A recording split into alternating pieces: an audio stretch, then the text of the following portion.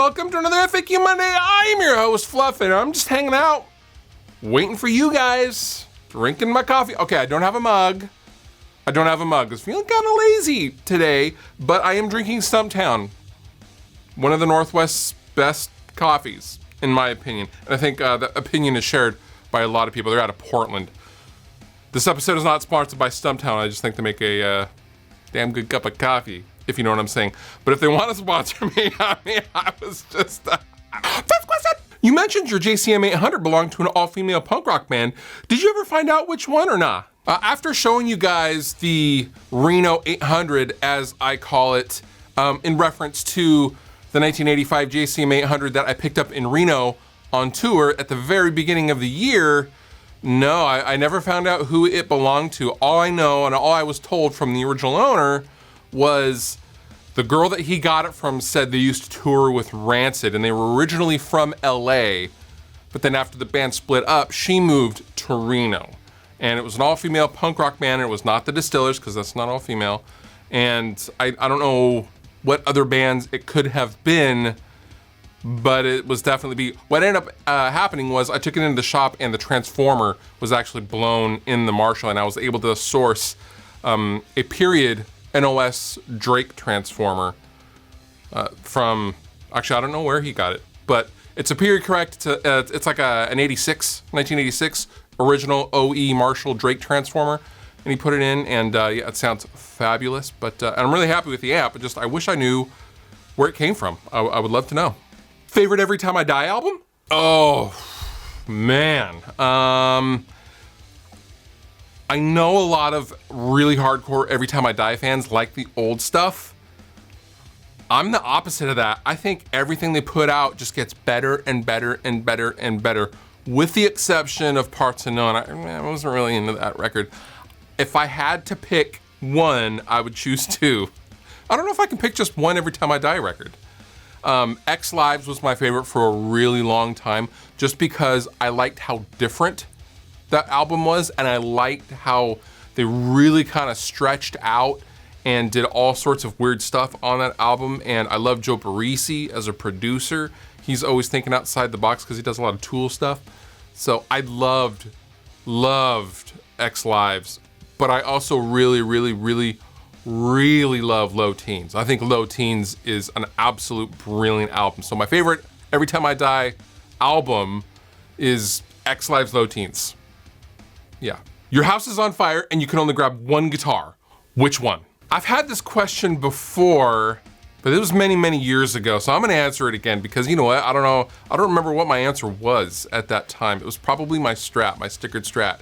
If the house was burning down right now, well, I have two hands, baby. I can grab two guitars, if not more. You know, if the house is burning down, I'm grabbing like 4 or 5. But I would grab that 1977 Gibson RD Standard directly behind me that it's out, not because of this question. I just put a new pickup in it.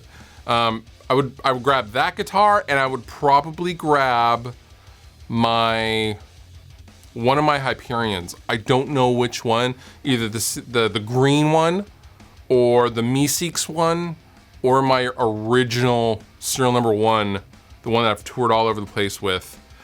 I don't know which one. It would have to be in the heat of the moment decision. So it's one of my Hyperions and one of the Gibson RDs. That's my answer. Can you tell me where I should put my noise suppressor in my signal chain? I mean, that is really up to you. There's 2 different schools of thought, and I'll explain my school of thought, but normally I see a lot of guys put it at the very end of their signal chain.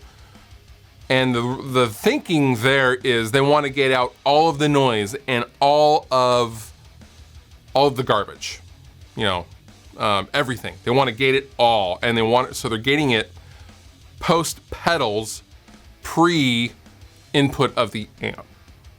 I like to put a gate as my very first thing my guitar plugs into, because if your gain staging and your power is clean, your pedal board should not be a huge contributing factor to the noise that you're hearing through your amp. It should all be coming from your guitar, theoretically. Like, your pickups are gonna be picking up stuff, of course.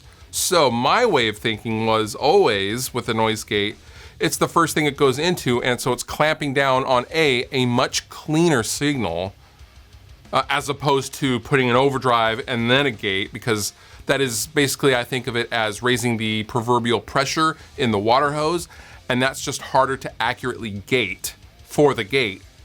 But also, it's so everything after that, you know, is gonna be okay if I'm not adding any noise to that. So I am not amplifying or overdriving any additional potential noise coming from my guitar or pickups. If they're picking up hum from lights and things like that, I'm getting that right away. So then everything after that is just clean. That's my way of thinking, but whatever, I'm told I'm wrong. I'm stupid all the time, so who knows? But either way, there's no really real wrong way to use a noise gate. You could also put a second one in the effects loop of your amplifier as well. That's a really common thing with high gain stuff, the 5150s and things like that. So I would put it first if it were me. That's what I'm telling you, but there are several ways to do it. And now Fluff reads a tweet. It's weird, computers and cell phones are never in my dreams.